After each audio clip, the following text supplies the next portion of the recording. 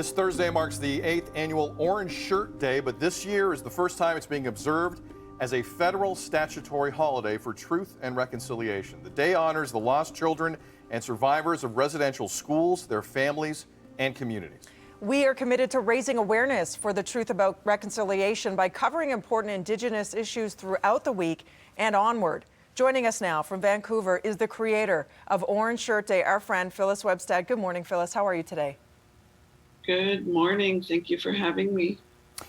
Phyllis, I know you have told the story numerous times. It's not an easy story to tell, but it's such an important week, and I know there are people out there that might not have heard the story, so forgive me if I ask to go down the road again. It was 1973. You were 6 years old. You went to St. Joseph's Residential School in BC. Please tell us about your first day there. My grandmother had bought me a shiny orange shirt for my first day of school. I'm third generation survivor, so Granny attended all of her 10 children and her 2 eldest grandchildren. And she did what she had always done. When a child turns 6, you get them ready to go to the mission, to go to school. So I was no different. And I turned 6 in July of 1973.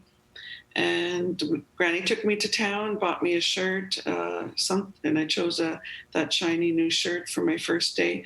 And when I got there, it was taken away, and as was everyone else's clothing.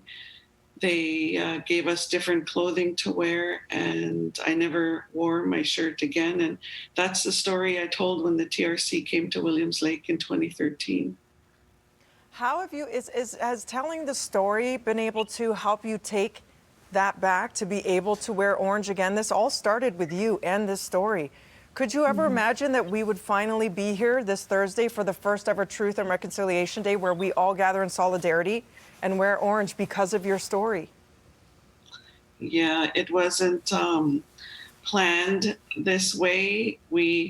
Originally, the day was just for the mission, for us in the Caribou Chilcotin to gather once a year and have conversation and honor survivors and their families, and to remember those that didn't make it. And there's a bit of a story to it, but it hit social media, and it is what it is today. And the National Day for Truth and Reconciliation was chosen because Orange Shirt Day, September 30th, basically is TRC recommendation number 80.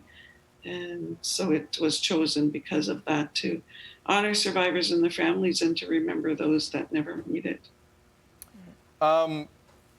When you heard September 30th, Phyllis, September 30th for you has always been special for obvious reasons.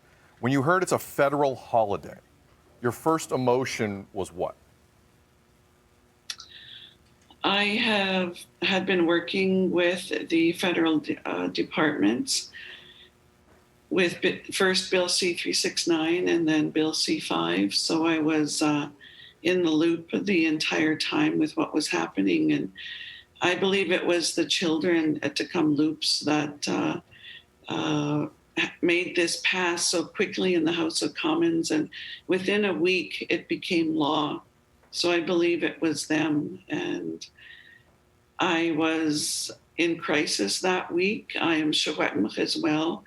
And from Tecumloops is Shawetmach, and we are as well. And so I was in crisis that week as a blur. And I think I was in a parking lot in a mall looking for a haircut when I heard. So, yeah, but it's amazing. I'm just in awe. I'm humbled and honored that the world is taking notice and is caring. And what I started out to do years ago is just happening in leaps and bounds right now. And so I'm just so happy that as many survivors are alive as possible to witness this before we pass on to the spirit world.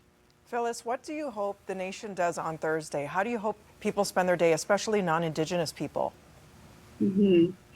Spend the day learning and listening with an open mind and an open heart.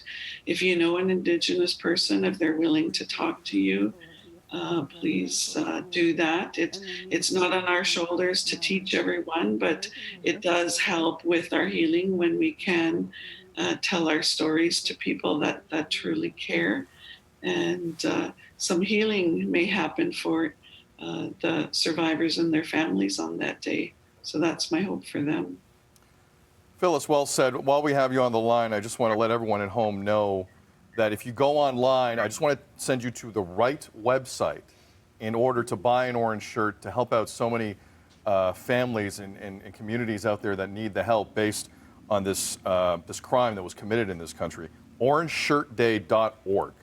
That's the website. Yeah. This is the shirt. Go to this website. You know where the money's going to go.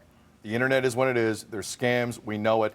That's the website you need. orangeshirtday.org if you want to help in any way, and all donations are obviously welcome. Phyllis, once again, we thank you for coming on today and appreciate you. Have a great day. Yukstem, thank you for having me. Thank you. And as we go to break, we've done this already in the show. This is such a triggering issue for so many people. There are places to call. There are people who are willing to help. We can throw the numbers up now, guys. National Day of Truth and Reconciliation is Thursday. These conversations need to happen. They will continue here on BT. More after this.